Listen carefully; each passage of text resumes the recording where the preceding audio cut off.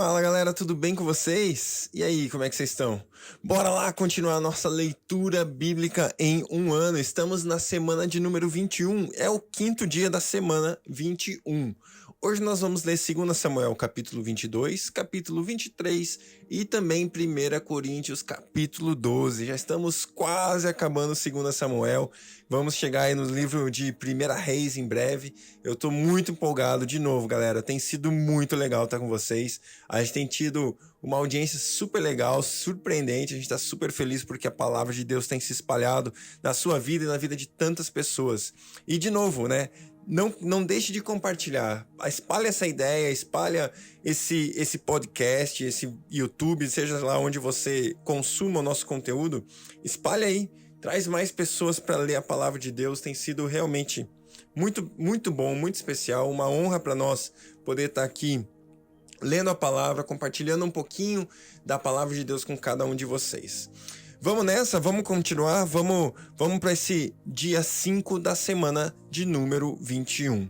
Pai, muito obrigado pelo seu amor por nós, obrigado pela sua vida em nós, pela sua graça, fidelidade, bondade e amor, Pai, que não falha.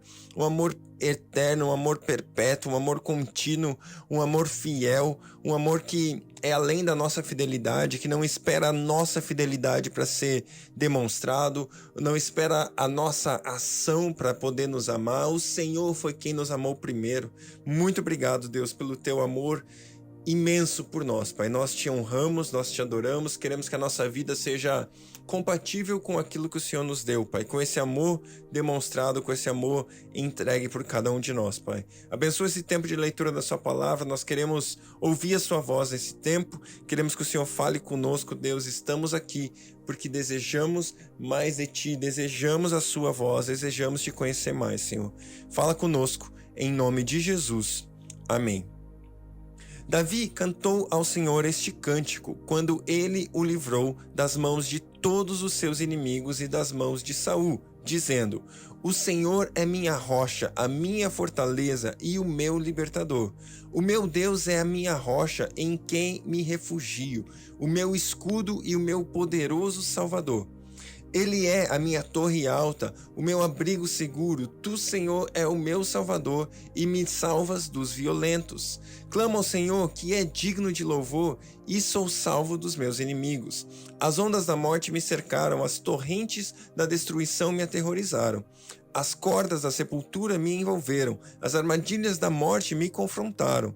Na minha angústia clamei ao Senhor, clamei ao meu Deus, do seu templo ele ouviu a minha voz. O meu grito de socorro chegou aos seus ouvidos. A terra abalou-se e tremeu, os alicerces dos céus estremeceram, tremeram porque ele estava irado. Das suas narinas saiu fumaça, de sua boca saiu fogo consumidor, dele saíram brasas vivas e flamejantes. Ele abriu os céus e desceu, nuvens escuras estavam debaixo dos seus pés. Montou sobre um querubim e voou, elevou-se sobre as asas do vento, pôs as trevas ao seu redor. Das densas nuvens de chuva faz o seu abrigo, do brilho da sua presença flamejam carvões em brasa. Dos céus o Senhor trovejou, ressoou a voz do Altíssimo. Ele atirou flechas e dispersou os inimigos, arremessou raios e os fez bater em retirada. Os vales apareceram e os fundamentos da terra foram expostos diante da repreensão do Senhor, com o forte sopro de suas narinas. Das alturas estendeu a mão e me segurou, tirou-me das águas profundas, livrou-me do meu inimigo poderoso, dos meus adversários que eram fortes demais para mim. Eles me atacaram no dia da minha calamidade, mas o Senhor foi meu amparo, deu-me ampla liberdade, livrou-me, pois me quer bem. O Senhor me tratou conforme a minha retidão, conforme a pureza das minhas mãos me recompensou, pois guardei os caminhos do Senhor, não cometi perversidade a perversidade de afastar-me do meu Deus. Todos os seus mandamentos estão diante de mim, não me afastei dos seus decretos. Tenho sido irrepreensível para com ele e guardei-me de pecar. O Senhor recompensou-me segundo a minha retidão, conforme a pureza das minhas mãos perante ele. Ao fiel te revelas fiel, ao irrepreensível te revelas irrepreensível, ao puro te revelas puro, mas ao perverso te revelas astuto. Salvas os humildes, mas os teus olhos estão sobre os orgulhosos para os humilhar. Tu és a minha lâmpada, ó Senhor. O Senhor ilumina-me as trevas. Contigo posso avançar contra uma tropa. Com o meu Deus posso transpor muralhas. Este é o meu Deus cujo caminho é perfeito. A palavra do Senhor é comprovadamente genuína. Ele é escudo para todos os que nele se refugiam. Pois quem é Deus além do Senhor? E quem é a rocha senão o nosso Deus? É Deus quem me reveste de força e torna perfeito o meu caminho. Ele me fez correr veloz como a gazela e firma os meus passos nos lugares altos. É Ele que treina as minhas mãos para a batalha, e assim os meus braços vergam o arco de bronze. Tu me dás o teu escudo de livramento, a tua ajuda me fez forte. Alarga sobre mim o caminho, para que meus tornozelos não se torçam. Persegui os inimigos e os derrotei. Não voltei enquanto não foram destruídos. Esmaguei-os completamente e não puderam levantar-se. Caíram debaixo dos meus pés. Tu me revestiste de força para a batalha. Fizeste cair aos meus pés os meus adversários. Fizeste que os meus inimigos fugissem de mim. Destruí-os os que odiavam. Gritaram por socorro, mas não havia quem os salvasse. Gritaram ao Senhor, mas ele não respondeu. Eu os reduzi a pó, como o pó da terra. Esmaguei-os e os amassei como a lama das ruas. Tu me livraste dos ataques do meu povo. Preservaste-me como líder de nações. Um povo que não me conhecia me é sujeito. Estrangeiros me bajulam. Assim que ouvem, me obedecem. Todos eles perdem a coragem, saem tremendo de suas fortalezas. O Senhor vive, bendita seja a minha rocha, exaltado seja Deus, a rocha que me salva.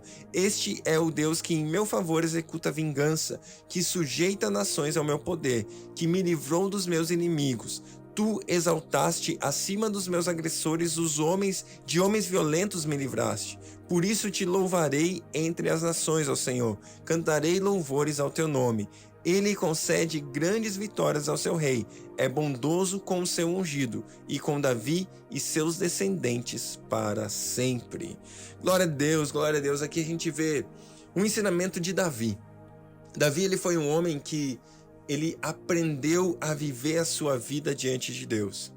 Apesar das falhas, a gente sabe daquela falha, daquele pecado que Davi cometeu, aquele pecado de adultério, mas ele entendeu que Deus o perdoou e reposicionou a vida dele a ponto dele perceber que o perdão de Deus, o reposicionamento de Deus na vida dele o santificou e o recolocou na posição como daquele que não tem pecado, aquele que teve o seu pecado esquecido por Deus, hoje vive e canta essa canção no final da sua vida, olhando para toda a sua história e reconhecendo Deus em cada momento.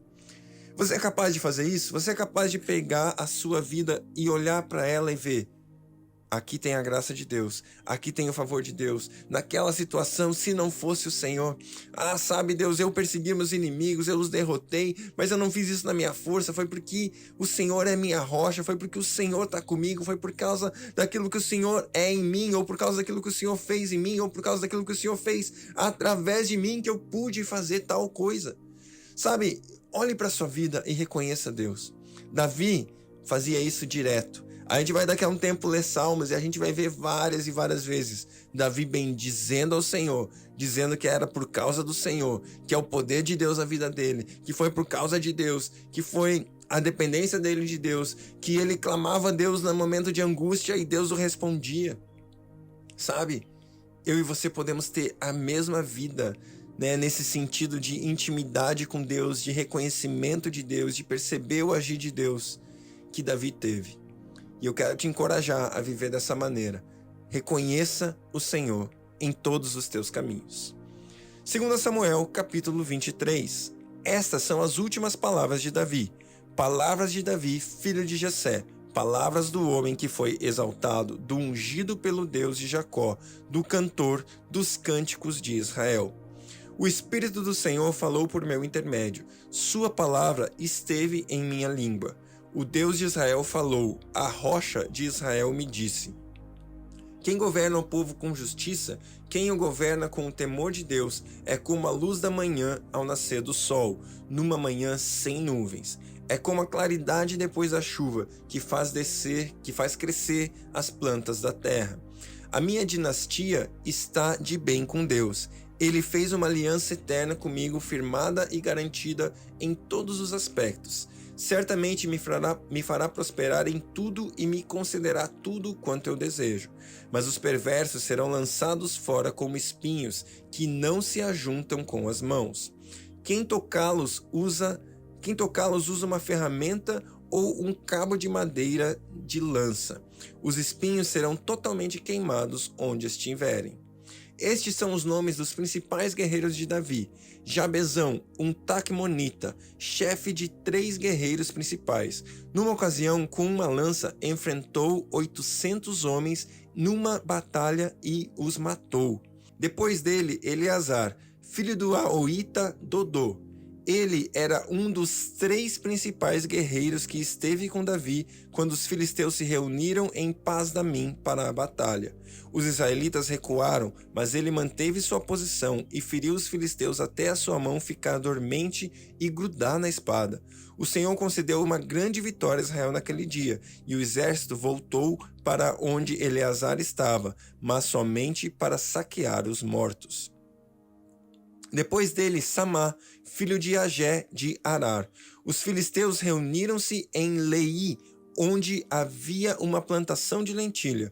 O exército de Israel fugiu dos filisteus, mas Samá tomou posição no meio da plantação, defendeu-a e derrotou os filisteus. O Senhor lhe concedeu uma grande vitória. Durante a colheita, 3 chefes do batalhão dos 30 foram encontrar Davi na caverna de Adulão, enquanto um grupo de filisteus acampava no vale de Refaim. Estando Davi nessa fortaleza e o destacamento filisteu de Belém, Davi expressou este forte desejo: quem me dera me trouxessem água da cisterna da porta de Belém. Então aqueles 3 atravessaram o acampamento filisteu, tiraram a água da cisterna e a trouxeram a Davi, mas ele se recusou a beber. Em vez disso, derramou-a como oferta ao Senhor e disse: o Senhor me livre de beber dessa água. Seria como beber o sangue dos que arriscam a vida para trazê-la. E Davi não bebeu daquela água. Foram esses os feitos dos 3 principais guerreiros. Abissai, irmão de Joabe e filho de Zeruia, era o chefe do batalhão de 30. Certa ocasião, com sua lança matou 300 homens, tornando-se tão famoso quanto os 3. Foi mais honrado que o batalhão dos 30 e tornou-se chefe deles, mas nunca igualou-se aos 3 principais guerreiros. Benaia, filho de Joiada, era um corajoso soldado de Cabzeel, que realizou grandes feitos. Matou 2 dos melhores guerreiros de Moabe e num dia de neve desceu num buraco e matou um leão. Também matou um egípcio de grande estatura. O egípcio tinha na mão uma lança e Benaia enfrentou-o com um cajado. Arrancou a lança da mão do egípcio e com ela o matou. Esses foram os grandes feitos de Benaia, filho de Joiada, que também teve fama como os 3 principais guerreiros de Davi. Foi mais honrado do que qualquer dos 30, mas nunca igualou-se aos 3, e Davi lhe deu o comando da sua guarda pessoal. Entre os 30 estavam Azael, irmão de Joabe, Elenã, filho de Dodô de Belém, Samá e Elica de Arode, Elis de Pelete, Ira, filho de Iques de Tecoa, Abiezer de Anatote, Mebunai de Uzate, Salmão de Aió, Maarai de Netofate, Elede, filho de Baaná de Netofate, Itai, filho de Ribai de Gibeia de Benjamim, Benaia de Piratom, Idai dos riachos de Gaás, Abi-Albon de Arbate, Asmavete de Baurim, Eliaba de Saalbon, os filhos de Jazem. Jonatas, filho de Samá de Arar, Aião, filho de Sarar, de Arar, Elifelete, filho de Azabai, de Maaca, Eliã, filho de Aitofel, de Gilo, Esrai, filho de Carmelo, Paarai, de Arabe, Igal, filho de Natã, de Zobá, e o filho de Agri, Zeleque de Amon, Naarai de Beerote, escudeiro de Joabe, filho de Zeruia, Ira e Garebe de Jatir e o Itita Urias. Foram ao todo 37. 1 Coríntios capítulo 12. Irmãos, quanto aos dons espirituais, não quero que vocês sejam ignorantes. Vocês sabem que, quando eram pagãos, de uma forma ou de outra, eram fortemente atraídos e levados para os ídolos mudos. Por isso, eu afirmo que ninguém que fala pelo Espírito de Deus diz Jesus seja amaldiçoado, e ninguém pode dizer Jesus é o Senhor, a não ser pelo Espírito Santo. Há diferentes tipos de dons, mas o Espírito é o mesmo. Há diferentes tipos de ministérios, mas o Senhor é o mesmo. Há diferentes formas de atuação, mas é o mesmo Deus quem efetua tudo em todos. A cada um, porém, é dada a manifestação do Espírito visando ao bem comum. Pelo Espírito, a um é dada a palavra de sabedoria, a outro, pelo mesmo Espírito, a palavra de conhecimento, a outro, fé, pelo mesmo Espírito, a outro, dons de curar, pelo único Espírito, a outro, poder para operar milagres, a outro, profecia, a outro, discernimento de Espírito, a outro, variedade de línguas, e ainda a outro, interpretação das línguas. Todas essas coisas, porém, são realizadas pelo mesmo e único Espírito, e ele as distribui individualmente a cada um como quer.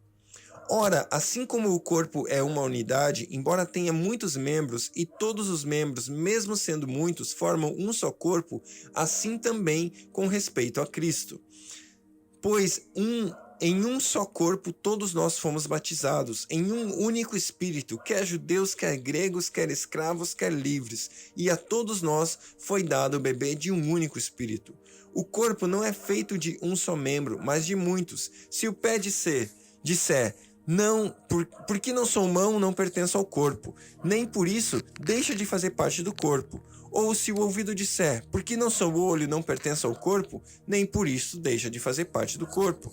Se todo o corpo fosse olho, onde estaria a audição? Se todo o corpo fosse ouvido, onde estaria o olfato? De fato, Deus dispôs cada um dos membros no corpo segundo a sua vontade. Se todos fossem um só membro, onde estaria o corpo?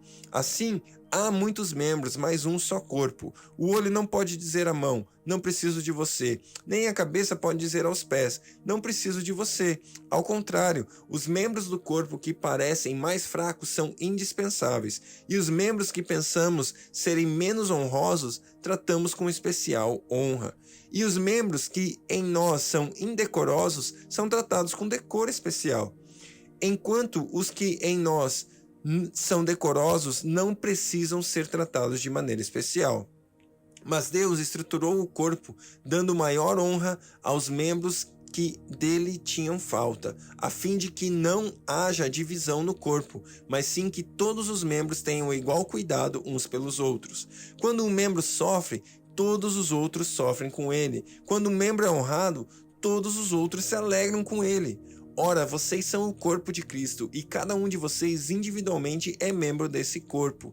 Assim, na igreja, Deus estabeleceu primeiramente apóstolos, em segundo lugar profetas, em terceiro lugar mestres, e depois os que realizam milagres, e os que têm dons de curar, e os que têm dom de prestar ajuda, e os que têm dom de administração, e os que falam diversas línguas. São todos apóstolos? São todos profetas? São todos mestres? Têm todos os dons de realizar milagres? Têm todos os dons de curar?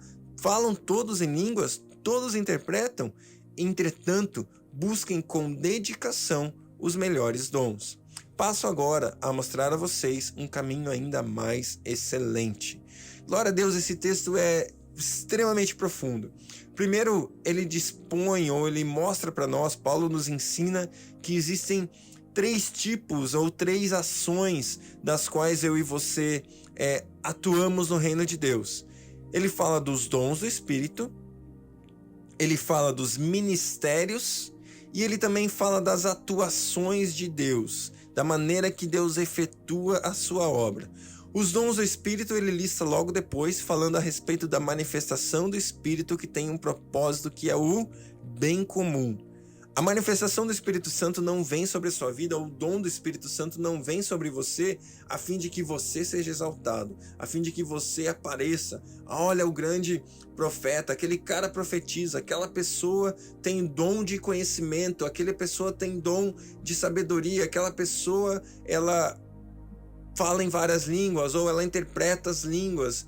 Não é disso, não é para você aparecer. Mas a manifestação do dom, ela serve para o bem comum, para que o corpo seja edificado. E aí depois ele fala dos dons ministeriais, que são os dons que o Senhor Jesus nos dá. Então os dons do Espírito são dados pelo Espírito Santo, os dons ministeriais são dados por Jesus, e ele começa a falar ali do ministério apostólico, do ministério profético, e depois a gente vai ver isso lá em Efésios de uma maneira muito mais clara, a respeito dos 5 ministérios, tá? Dos dons ministeriais, mas aqui ele expõe um pouquinho mais, falando a respeito do ministério de misericórdia, aquele ministério de ajuda, ele fala um pouquinho mais do ministério profético, apostólico, e ele começa a destacar ali as ações de Jesus através do seu corpo, que são as ações ministeriais. E ainda ele vai falar, aí mais do capítulo 13, a atuação de Deus, aquele que realiza tudo em todos, aquele que faz com que o crescimento do corpo aconteça. E no meio disso tudo, Paulo aqui está destacando a importância que eu e você temos que dar um para o outro, o valor que eu e você temos que dar um para o outro, o motivo pelo qual eu e você não precisamos nunca comparar as nossas vidas, achar que porque eu faço tal ação ministerial ou eu tenho tal dom ministerial, eu sou melhor do que o fulano que não tem. Cara, você faz parte de um corpo. Se o olho disser para o ouvido, cara, você é muito fraco, você não sabe, não faz sentido. Nós precisamos do olhar, nós precisamos da audição, nós precisamos do olfato, nós precisamos do tato, nós precisamos dos dedos, nós precisamos de cada músculo do nosso corpo. Nós precisamos ser um corpo. E cada pedaço do corpo é importante. Quando um sofre, todo o corpo sofre. Quando uma célula nossa tá ruim, quando a gente tá gripado, a gente nem pode até não ter nenhum machucado visível no nosso corpo, mas todo o corpo sofre. E quando tá tudo bem, quando uma parte do corpo é honrada, todo o corpo se alegra, porque nós podemos sim viver uma vida de eficiência, uma vida de fruto, uma vida de bênção para a glória de Deus. E assim é no nosso corpo individual, mas assim também é em relação a nós no corpo de Cristo, na igreja. Nós devemos nos amar, nós devemos entender e ver ao próximo sempre como alguém que é parte do corpo, que é parte comigo, alguém que está comigo e não contra mim, sabe? Eu queria muito que eu e você entendêssemos o corpo de Cristo e vivêssemos uma vida de unidade como igreja, sabe? Sem crítica, sem destruição, sem falar mal, sem fofoca, mas ao contrário, fortalecendo um ao outro, porque assim nós vamos fazer o corpo de Cristo, nós vamos fazer Jesus famoso. A palavra de Deus, Jesus fala que quando nós amamos uns aos outros, assim o mundo vai saber que nós somos discípulos dele. Jesus fala essas palavras, que seja assim na minha e na sua vida, para que o mundo veja que nós somos discípulos de Jesus, que nós somos dele, para a glória dele, em nome de Jesus. Deus abençoe o seu dia e até amanhã.